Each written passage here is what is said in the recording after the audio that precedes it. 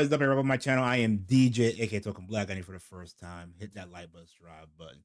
So, welcome to my channel again. Today, we're going to be diving into the new that Gundam Requiem for Vengeance, a new Netflix edition that got the Gundam fandom buzzing.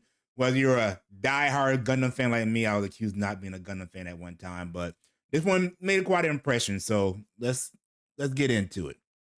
So the first thing on this show, I want to talk about the animation style. Now, if you've seen the trailer, you know Requiem for Vengeance takes a pretty distinct approach. It's got a dark, almost hyper realistic feel to it. The colors are kind of muted and everything feels kind of washed out.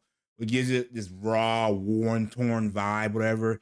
And it almost looks like you're watching a wartime documentary at times, but also like a long extended video game cut stream, like it was filmed in like Real Engine 5.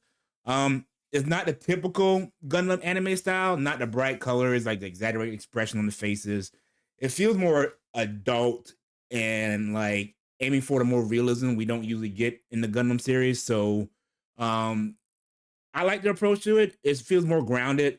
Others might miss that more traditional mecha anime style, but I kind of like the change of it. It felt more gritty, you know, in a sense. But with that said, there's some problem with the animation style, that more CG style. While the Gundam fight scenes and the battle scenes were beautiful, I thought well done. The characters felt kind of off, like their facial animations, especially during emotional moments. They feel real stiff or overly simplistic, and it can break the immersion a little bit. But that's kind of the downside about the way they did the animation. But that's one negative. But story wise, I like the fact the story was told from the enemy view. That's one of the most interesting things about Requiem for Vengeance is the perspective of it. This time the story is told from the enemy's point of view, the Zeon soldiers, which usually, you know, we see them as the bad guys, which is not done in the Gundam series on a one more that often. So it kind of makes it humanizes the enemy forces and during the conflict and stuff during the war.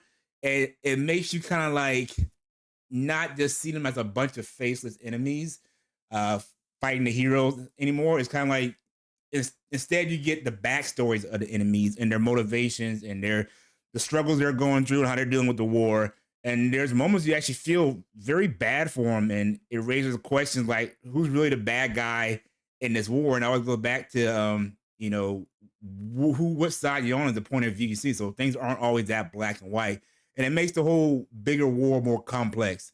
And it's pretty cool. It makes you rethink the typical hero villain dynamic, which is using Gundam so much. So instead of reaching for the Earth Federation this time, you're actually wait, these are Zeon soldiers and real people too. So you're kind of like, who am I really rooting for? So, but again, back to the fight scenes and Gundams, another plus in this. At the end of the day, the Gundam series it has delivered on mecha battles, and I thought it did a good job in this department. The fight scenes are intense. The Gundam seems almost like a horror aspect to it. The weight of them, the way they move, it feel like mech, but it still move agile. The Gundam's moves, they feel a sense of mass and power, and you don't get that floaty, fast-paced action you see in a lot of the mecha shows. Here, the Gundams, like the giant machines, go head to head, which really adds the realism, the stakes of the battle. But yeah, again, it's interesting. You see the Gundam as a more this ominous, fearful, almost like a Jason or Michael Myers that coming out of the darkness is always hunting them down. So, and the way they choreograph the fights, they're brutal, man. I mean, it's in your face. You feel the punches, you feel the blast, you feel the energy blades. They're not like some of these toys. It's more grounded, like you would feel the actual mech. The show is violent. You'll know from the opening scene, kind of a Saving Private Ryan show. Not and it's not usually seen in Gundam series like the violence they show, people getting shot in the head. And it leaves more of the real grim reality of war and the greatest war, and that the cost of soldiers and lives, and not just shiny about, you know, the calories and everything. So it's that's the more hyper realistic part of it. What else? The violence might turn people off, but if you're watching the show, you're not caring about that. It can get real sometimes. Like I said, people get shot in the head. There's some real gruesome scenes, but I thought it brought it raised the stakes up to me in the thing. So back to one more negative thing. We'll get back to like the character animations. That's the real downside of this show. Is the character didn't have the emotion. It's gonna circle back that it's kind of a downer. Well, the battles were good, the mechs were cool. The human characters just not much the voice acting, it's their facial expressions, often that match the intensity of the moment. And I was watching the dub version, so that kind of their mouth was off too. So it's just like they didn't have.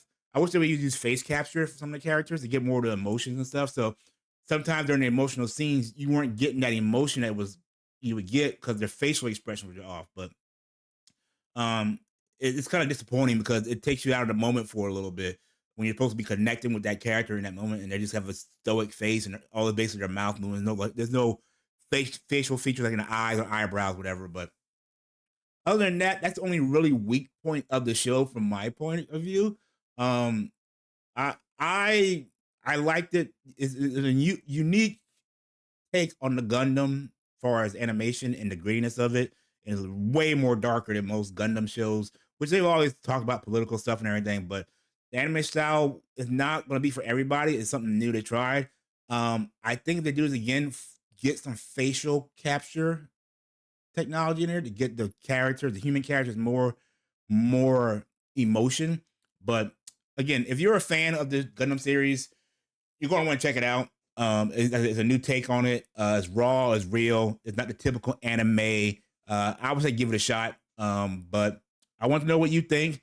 Have you seen Requiem for Vengeance on Netflix? Did the animation style or the focus of the Xeno soldiers work for you? Did the animation work for you? What did you like? What did you not like?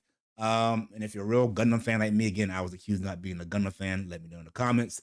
But yeah, if you've seen the show, leave a comment down below. Let me know your thoughts and opinions. That's my kind of review of this series. I hope they continue it because the way it ended, they probably go more. But yeah, I really enjoyed the show. If I had to rank it out of 10, I'd probably give it a solid 7. I'll give it a 7 out of 10. I really enjoy it. Only 6 episodes, a quick watch. Highly recommend it. So all you Gundam fans, all you mech fans out there, give it a chance. Till next time, guys. I like the like button, the subscribe button. Trying to get back in the algorithm, get more videos out for you guys. So until next time, I will see you when I see you. Peace.